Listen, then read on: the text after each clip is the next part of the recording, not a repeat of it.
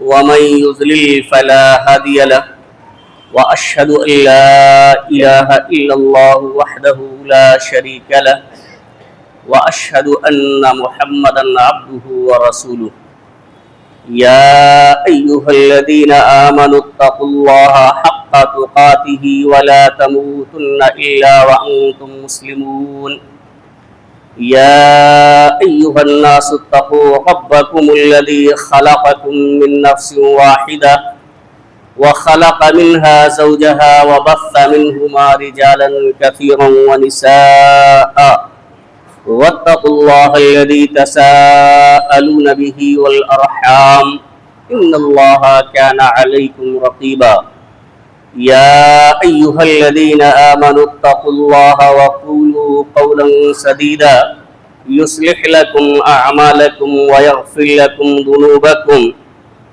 ومن يطع الله ورسوله فقد فاز فوزا عظيما أما بعد فإن خير الحديث كتاب الله وخير الهدي هدي محمد صلى الله عليه وسلم وشر الأمور محدثاتها وكل محدثة بدعة وكل بدعة ضلالة وكل ضلالة في النار فأعوذ بالله من الشيطان الرجيم بسم الله الرحمن الرحيم فالصالحات قانتات حافظات للغيب بما حفظ الله وعن أبي هريرة رضي الله تعالى عنه عن النبي صلى الله عليه وسلم قال تنكح المرأة لأربع لمالها ولحسبها ولجمالها ولدينها فاظفر بذات الدين تربت يداك.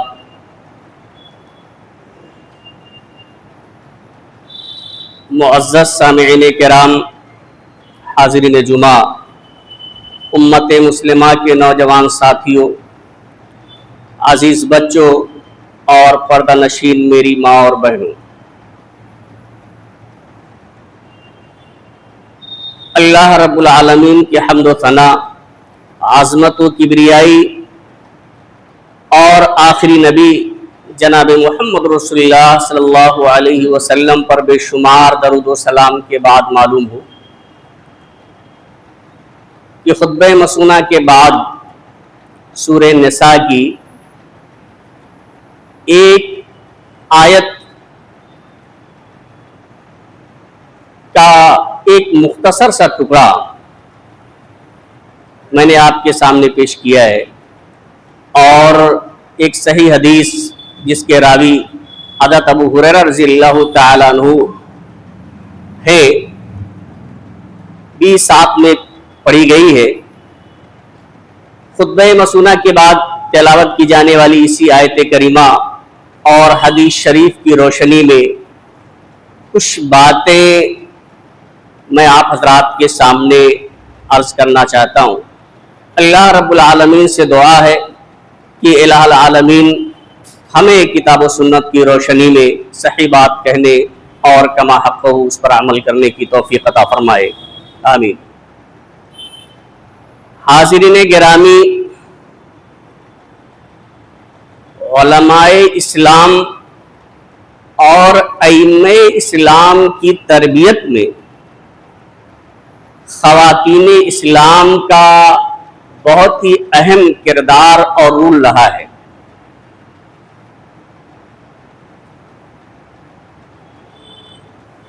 اور اس تربیت کی ذمہ داری جس طرح سے مردوں پر ہے ایسے عورتوں پر بھی۔ آج کے اس جمعہ کے خطبے میں انہی ائمہ کرام میں سے بعض ائمہ کرام کا ذکر میں آپ حضرات کے سامنے اختصار کے ساتھ کرنا چاہتا ہوں، جن کی تربیت ان کی ماؤں نے کی۔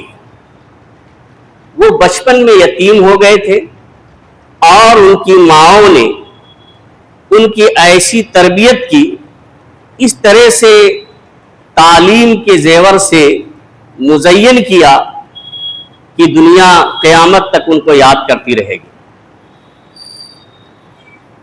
اللہ رب العالمین نے اس آیت کریمہ کے اندر نیک اور صالحہ عورت کی خوبی بیان کرتے ہوئے فرماتے ہیں کہ فالصالحات قانتات حافظات للغیب بما حفظ اللہ، نیک اور صالحہ عورتیں مطیع و فرما بردار ہوتی ہیں، اللہ رب العالمین کی اطاعت کرنے والی ہوتی ہیں اور اپنے شوہروں کی بھی اطاعت و فرما برداری کرنے والی ہوتی ہیں، حافظات للغیب بما حفظ اللہ، اور اللہ رب العالمین کی نگرانی میں اس کی توفیق سے شوہر کی غیر موجودگی میں اس کے مال کی، اس کی عزت و آبرو کی اور اس کے بچوں کی حفاظت کرنے والی ہوتی ہیں۔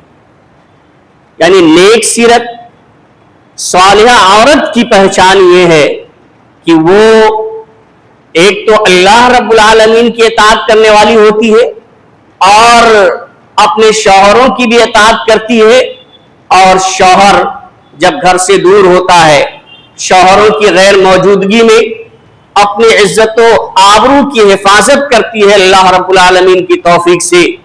اسی طرح سے شوہر نے جو گھر پہ مال چھوڑا ہوا ہے اس کے مال کی بھی حفاظت کرتی ہے، اس کی اولاد چاہے اس کے پیٹ کے اندر ہو یا پیدا ہو چکا ہو اس کے اولاد کی بھی نیک عورت، پاک دامن عورت، صالحہ عورت حفاظت کرتی ہے۔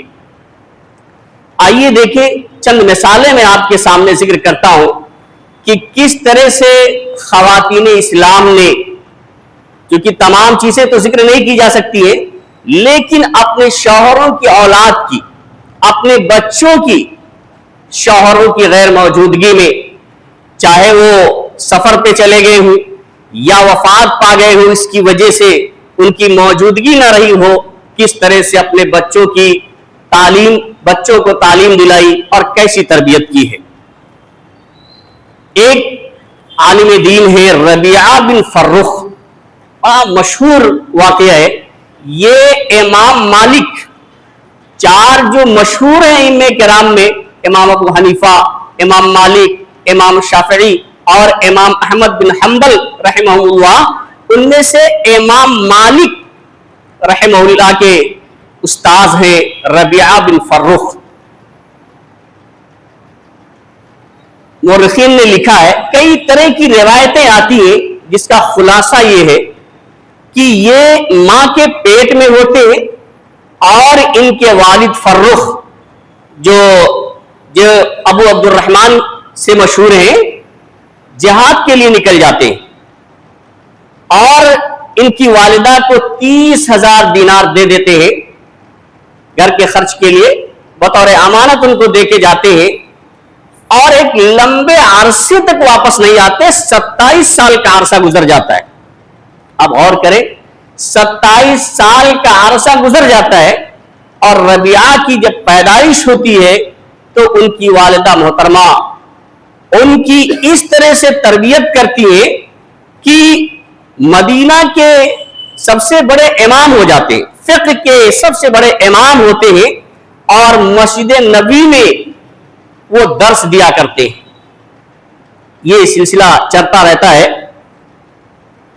ان کی والدہ کا نام سہیلہ تھا اور ان کا یہ مقام تھا، امام مالک رحمۃ اللہ علیہ فرماتے ہیں کہ ذہبت حلاوت الفقہ منذ مات ربیعہ۔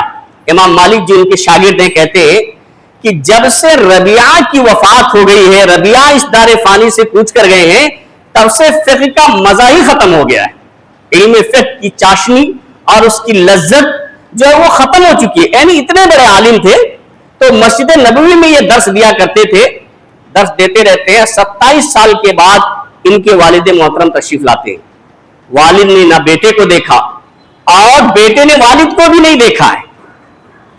گھر تشریف لاتے ہیں، بعد روایت میں آتا ہے کہ سیدھے مسجد نبوی میں پہنچتے ہیں۔ بہرحال یہ گھر تشریف لاتے ہیں، دروازہ جب کھٹکھٹاتے ہیں اپنے نیزے سے تو یہی ربیعہ بن فرخ جو ان کے بیٹے ہیں وہ نکلتے ہیں۔ फर्रुख पूछते हैं, तुम मेरे घर में कैसे आ गए? ये मेरा घर है, इसके अंदर मेरी बीवी है, तुम कैसे इसके अंदर दाखिल हो गए? तो रबिया कहते हैं, ये तो मेरा घर है, जाहिर सी बात है, उसी में पैदा हुए हैं, उसी में पले बड़े हैं। तो वो कहते हैं कि मेरा घर है। दोनों में तकरार हो जाती है, दोनों में तकरार हो जाती है। वो भी घोड़े से नीचे उतर जाते हैं और शोर हंगामा होने लगता है। सारे लोग जब जमा होते हैं कि रबिया की मदद की जाए, फिर क्या मामला है।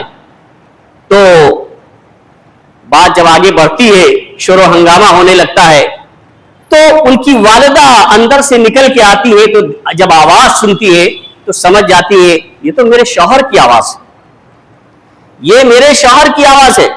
उसके बाद कहती है कि बेटा, ये मेरे शौहर है, तुम्हारे बाप है, और उनसे ये बताती है कि ये तुम्हारा बेटा है। जब आप तशरीफ ले गए थे तो उस वक्त मैं हाथे हमल से थी। बहरहाल दोनों सारे लोग गले मिल करके और रोने लगते हैं। मामला ये पे खत्म नहीं होता। आप देखें कि जब फिर वो पूछते हैं कि मैंने आपको 30,000 दिनार दिए थे, उसका क्या हुआ? वो कहती है रबिया की वालिदा कि मैंने उसे दफन कर दिया, कुछ दिन के बाद निकालूंगी। और जब नमाज का वक्त होता है तो कहती है कि अब जाइए आप मस्जिद नबी में तमाम लोगों के साथ नमाज पढ़ाइए। बेटे पहले निकल गए थे, बहुत बड़े आलिम हैं, अभी बाप को इस बात का इल्म नहीं है, फर्रुख को इस बात का इल्म नहीं है। जाते हैं, नमाज पढ़ते हैं और फिर देखते हैं कि एक पगड़ी बांधे हुए एक शख्स लोगों को दर्स दे रहा है, वाज़ नसीहत कर रहा है, उन्हें तालीम दे रहा है। बड़े बड़े लोग उस हल्के में बैठे हुए हैं और वो अपना सर झुका लेते हैं, ये जाहिर करते हैं कि मैंने अपने वालिद को देखा नहीं है। इनके वालिद पहचान नहीं पाते और जब देख के आते हैं बड़ा मुतासिर हो जाते हैं। दिल में ये ख्याल पैदा होता है, काश मेरा भी ऐसा कोई लड़का होता जो इतना बड़ा आलिम होता और लोगों के दरमियान इस तरह वाज़ नसीहत का, दर्स व तदरीस का काम किया करता। घर वापस आते हैं, अपनी बीवी से उस लड़के की तारीफ करते हैं, उस आलिम की। तो वो कहती है कि ये बताओ कि क्या वो अशरफिया या वो दीनार जो आपने दिया था 30,000 वो बेहतर है कि ये आलिम बेहतर है? कहते हैं कि ला महला ये आलिम ही बेहतर है। तो कहती है कि वो वही आपका बेटा है जिसकी तालीम और तरबियत में मैंने सारे पैसे खर्च कर दिए हैं, सारे दीनार खर्च कर दिए हैं। कहने का मकसद ये है कि शौहर मौजूद नहीं थे, शौहर की गैर मौजूदगी में, और 27 साल के बाद वापस आते हैं, लेकिन पूरी अमानतदारी के साथ, बगैर किसी खयानत के उन्होंने उनके माल की हिफाजत की और माल को जो खर्च किया तो उससे ऐसा आलिम दीन बनाया जिसको क़यामत तक लोग याद करते रहेंगे। यही रबिया बिन फर्रुख है जो रबियातुर राय के नाम से जाने जाते हैं, इमाम मालिक के उस्ताद हैं। इसी तरह से इमाम मालिक भी आप देखिए, बड़े बड़े उलमा, इमाम मालिक रहमतुल्लाह अलैह भी यतीम हो गए थे बचपन में, ये भी यतीम हो गए थे। इनकी मशहूर किताब अल-मुवत्ता है, हर कोई जानता है। बचपन में चूंकि मदीने में ये तसाहुली पाई जाती थी कि लोग गाना वाना भी गा लिया करते थे, गाने बजाने वाले भी आ जाया करते थे। तो ये जब बचपन में छोटे थे तो गाना बजाने वाले जब आते थे तो उनकी महफिलों में जाके इमाम मालिक रहमतुल्लाह अलैह बैठ जाया करते, बहुत छोटे से थे। इनकी वालिदा ने देखा ये तो गाने वाली महफिलों में बैठ जाते हैं। उन्होंने बुलाया और कहा, बेटा ये गाने बजाने की महफिलों में मत शरीक हो, आप जाइए और इल्म फिक्र हासिल कीजिए, इल्म दीन हासिल करिए। तो कहते हैं कि मैंने गाना बजाना कि गाने बजाने की महफिलों को छोड़ दिया और जा करके फिर उसमें उलमा की मजलिस में बैठने लगा। एक दिन मैंने कहा, वालिदा मैं उलमा की मजलिस में जाना चाहता हूं। तो उन्होंने कहा कि देखो इधर आओ, ताल बस सियाबल उलमा, इधर आओ और उलमा की मजलिस में आप जाना चाहते हैं तो उलमा के लिबास पहन लो। इमाम मालिक रहमतुल्लाह अलैह कहते हैं कि मेरी वालिदा ने मुझे बुलाया और मुझे कपड़े पहनाए, सर पे पगड़ी बांधी, और वो ये भी कहते हैं कि देखा कि रबिया की दर्स में 40 लोग बड़ी बड़ी पगड़ियां बैठे हुए हैं, बांध कर बैठे हुए हैं, और मैं तनहा एक बच्चा था जो पगड़ी बांध कर बैठा हुआ था। ये मेरी मां की तरबियत का नतीजा था। बहरहाल तो इस तरह से उन्होंने तरबियत की। इमाम मालिक रहमतुल्लाह अलैह की ये भी यतीम हो गए थे। ऐसे इमाम शाफी रहमतुल्लाह अलैह जो फिलिस्तीन गजा में पैदा हुए थे वो भी यतीम हो गए थे। इमाम शाफी रहमतुल्लाह अलैह ये फिलिस्तीन गजा में पैदा हुए थे, ये भी यतीम हो गए थे। 2 साल की उम्र में इनकी वालिदा मोहतरमा इनको मक्का लेके आ गई और 7 साल में इन्होंने पूरा कुरान हिफ्ज कर लिया। बाप नहीं है, यतीम है, माँ इस तरह से तरबियत करती है कि 7 साल के अंदर इन्होंने पूरा कुरान हिफ्ज कर लिया और 10 साल की उम्र को जब पहुंचे तो मुवत्ता इमाम मालिक पूरा का पूरा इन्होंने हिफ्ज कर लिया। और ये पहले ऐसे आलिम दीन है जिन्होंने उसूल फिक्र के अंदर अर-रिसाला नामी किताब लिखी है। ये पहले आलिम दीन है, यानी फिक्र के उसूल क्या है। उलमा कहते हैं कि अगर इमाम शाफी ना होते तो लोगों को दुनिया में फिक्र की बारीकियों का, फिक्र का इल्म ही नहीं हो पाता, फिक्र के अंदर क्या बारीकी है नहीं हो पाता। ये इमाम शाफी रहमतुल्लाह अलैह ने लिखी है। और इनकी वालिदा चूंकि अरबों में यानी मक्का के तो गिर्द जो देहात के इलाके थे अच्छी अरबी बोली जाती थी, इनकी वालिदा देहात में इनको भेज दिया करती थी जहां अच्छी अरबी बोली जाती थी उसको सीखने के लिए। तो तालीम और तरबियत इन्होंने इस तरह से की कि 7 साल की उम्र में हिफ्ज़ कुरान कर लिया, 10 साल की उम्र में मुवत्ता पूरा हिफ्ज़ कर लिया। ऐसे इमाम अहमद बिन हंबल का भी मामला है कि इमाम अहमद बिन हंबल भी बचपन में यतीम हो गए थे, लेकिन इनकी वालिदा इस तरह से तरबियत करती है, ये खुद बयान करते हैं कि बचपन में जब छोटे होते हैं तो इनकी वालिदा सलात फज्र में इनको जगाती होता था, पानी गर्म करती थी, वजू करवाती थी। मस्जिद चूंकि दूर होती थी तो अब छोटा सा बच्चा उसे डर महसूस होता था, कोई परेशानी ना हो तो खुद उसे मस्जिद तक यानी इमाम अहमद बिन हंबल को छोटे हैं वालिदा खुद मस्जिद तक सलात फज्र में ले जाती थी और जब फज्र की नमाज पढ़ लेते थे तब वहां से फिर अपने बेटे को वापस लाती थी। अब देखिए तरबियत, शौहर मौजूद नहीं है, यतीम हो चुके, लेकिन मां की जिद्दोजहद देखिए, इनकी कोशिश देखिए कि किस तरह से ये तरबियत करती है। और बचपन में इस तरह से ये क्या करते थे इमाम अहमद बिन हंबल रहमतुल्लाह अलैह के साथ। इनकी किताब मुस्नद अहमद बिन हंबल बहुत ही मशहूर है। तो ये जो 4 अइम्मे किराम बहुत मशहूर, उनमें 3 के 3 यतीम हो गए थे और तीनों की माओ ने उन्हें तरबियत की और ऐसी तरबियत की कि लोग याद करते रहेंगे। यही नहीं, इमाम बुखारी रहमतुल्लाह अलैह ये भी बचपन में यतीम हो गए थे। इनकी किताब सही बुखारी जिसके बारे में कहा जाता है असहुल कुतुब बाद किताबिल्लाह, इनकी भी तरबियत इनकी वालिदा ही ने की है, ये भी बचपन में यतीम हो गए थे। हाफिज इब्ने हजर रहमतुल्लाह अलैह जिन्होंने फतहुल बारी यानी बुखारी शरीफ की शरह लिखी है, ये भी यतीम हो गए थे, इनकी भी तरबियत इनकी वालिदा मोहतरमा ने की।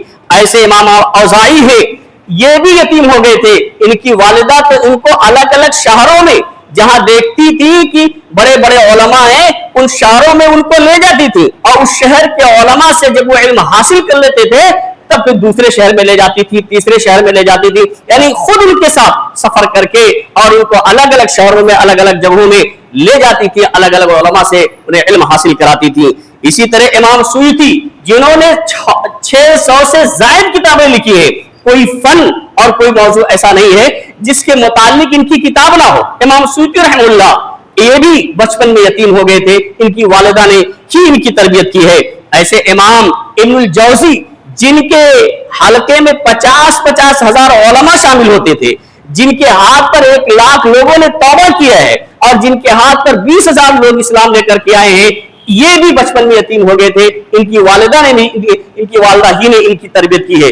तो ऐसी ही माओ के लिए अल्लाह रब्बुल आलमीन ने फरमाया है हाफिज़ातुल लिल गैबि बिमा हफ़िज़ल्लाह, शौहर की गैर मौजूदगी में, शौहर की आदमी मौजूदगी में वो उसकी हिफाजत करने वाली होती है, उसके माल की, उसके इज्जत और आबरू की, उसके औलाद की हिफाजत करनी होती है। ऐसी ही माएँ हैं और यही वजह है हाज़रीन गिरामी कि नबी सल्लल्लाहु अलैहि वसल्लम ने दीनदार, नेक और सालिहा औरत से शादी करने का हुक्म दिया। यही वजह है कि अगर नेक होगी, भाई इन माओ ने जो तरबियत की है इन उलमाए किराम की, जिनकी बेशुमार किताबें हैं और क़यामत तक इनको याद किया जाता रहेगा, ये वो नेक माएँ थी, सालिहा थी, पाक दामन थी, ऐरी गैरी औरतें नहीं थी। क्योंकि जिनको दीन का इल्म नहीं होगा, शरीयत का इल्म नहीं होगा, ऐसी औरतें कहां इस तरह की तरबियत कर सकती हैं।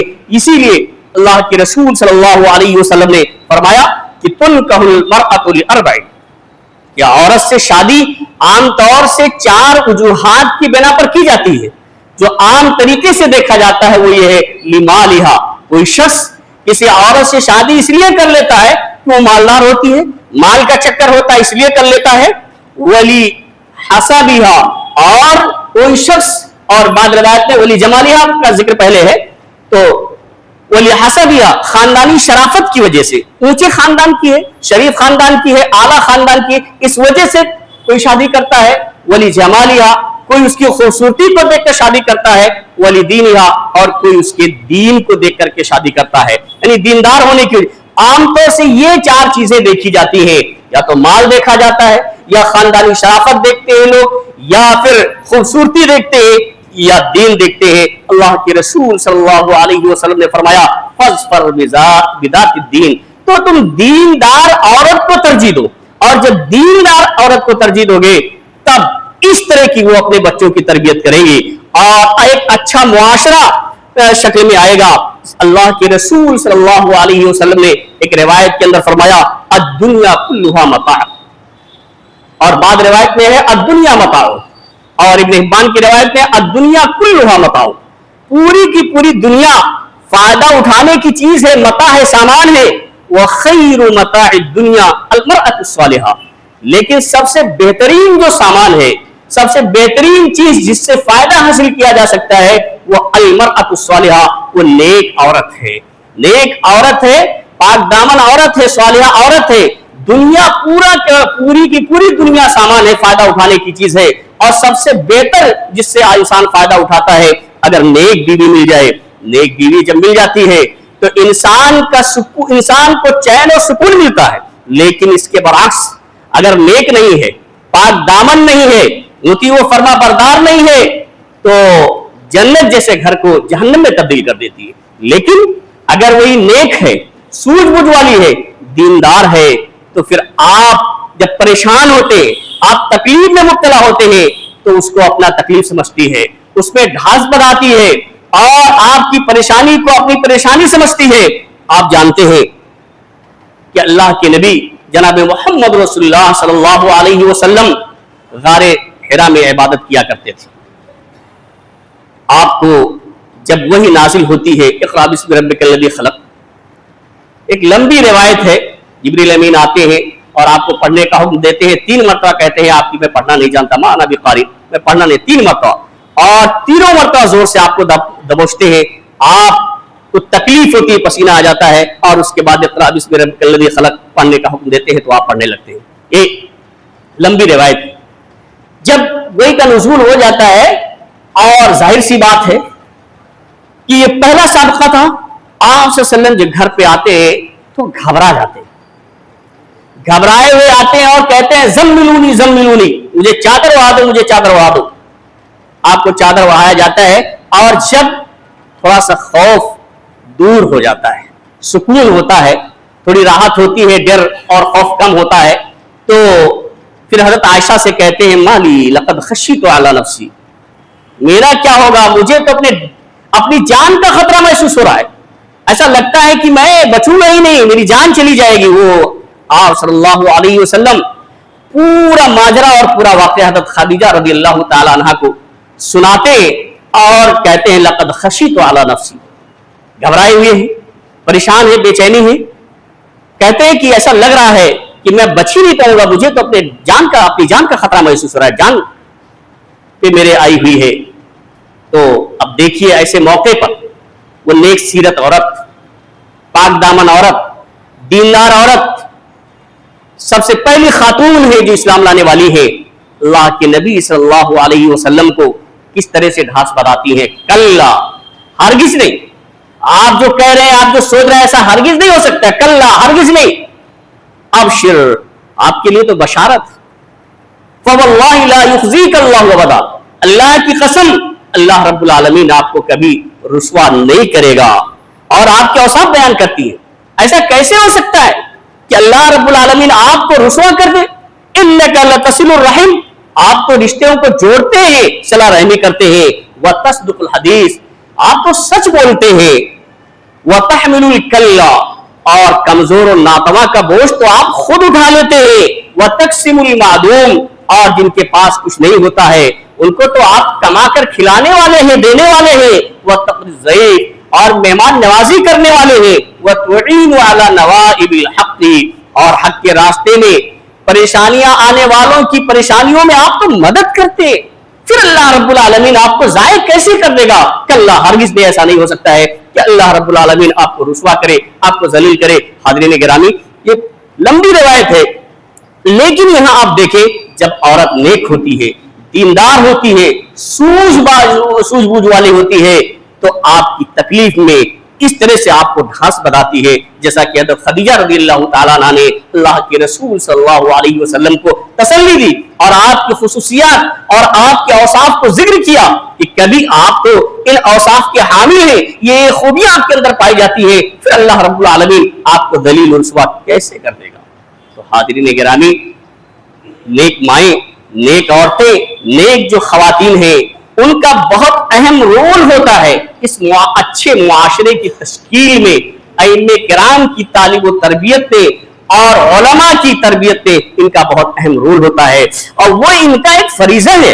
ایک لمبی روایت کے اندر جس میں اللہ کے رسول صلی اللہ علیہ وسلم نے یہ فرمایا، کلکم راع وکلکم مسئول عن رعیتہ، کہ تم میں سے ہر شخص ذمہ دار ہے اور ہر شخص سے اس کی ذمہ داری کے بارے میں سوال کیا جائے گا۔ اس لمبی روایت کے اندر اللہ رب العالمین نے، اللہ کے رسول صلی اللہ علیہ وسلم نے یہ بھی فرمایا، والمرأة راعیۃ فی بیت زوجہا، اور ایک روایت میں اس طرح ہے، والمرأة راعیۃ علی بیت زوجہا وولدہ، یعنی عورت اپنے شوہر کے گھر کی ذمہ دار ہے، اس کے اولاد کی ذمہ دار ہے، وہی مسئولۃ عن رعیتہ، اور بعض روایت میں آتا ہے وہی مسئولۃ عنہم، یعنی اور اس سے اس کی ذمہ داری کے بارے میں سوال کیا جائے گا۔ تو جس طرح سے مردوں پہ ذمہ داری ہے گھر کو کے لوگوں کی اچھی تعلیم و تربیت کرنے کی، ایسی خواتین کی بھی ذمہ داری ہے کہ اپنے شوہر کے گھر کی حفاظت کرے، اس کے بال بچوں کی صحیح تعلیم و تربیت کرے۔ اور سابقہ مثالیں موجود ہیں کہ خواتین اسلام نے بڑھ چڑھ کر کے اس طرح سے حصہ لیا اور ایسی تربیت کی، ایسے ائمہ کرام پیدا کیے اور ان کی تعلیم و تربیت کی جن کی مثالیں دنیا میں ملنا مشکل ہے۔ اللہ رب العالمین سے دعا ہے کہ اللہ رب العالمین ہمیں ہمیشہ کتاب و سنت پر عمل کرنے کی توفیق عطا فرمائے۔ الہ العالمین ہم میں جو پریشان حال ہیں ان کی پریشانیوں کو تو دور فرما دے۔ الہ العالمین جو بیمار ہیں انہیں شفاء کامل و عاجل عطا فرما، جو لوگ مقروض ہیں انہیں قرض کی ادائیگی کی توفیق عطا فرما۔ بارک اللہ لنا ولکم فی القرآن العظیم ونفعنا وإیاکم بالآیات والذکر الحکیم، انہ تعالی جواد کریم ملک الرؤوف الرحیم۔